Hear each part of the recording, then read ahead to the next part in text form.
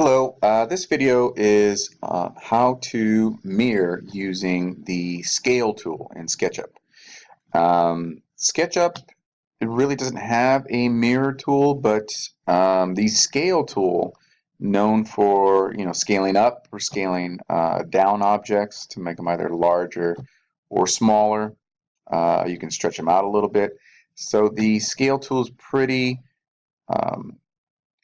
useful in various ways. You can stretch things out a little bit. You can scale it proportionately. There's various ways you can use the scale tool. This particular way, the scale tool can essentially mirror an object and copy it. What I suggest you do, if like I want to make this object here, I can first make a copy, so I can use the move tool, hit control, move, and now I can use the scale tool.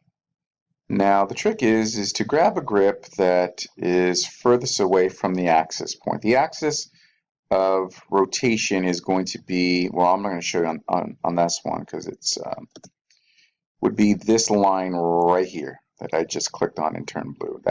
This is where we're going to flip about this entire object. So let me go ahead and do this again. Grab and hold this grip, type in -1, enter, and this has rescaled it in the opposite direction, -1 scale, which essentially is a mirror of this exact object. Now I can move this, match this up, and erase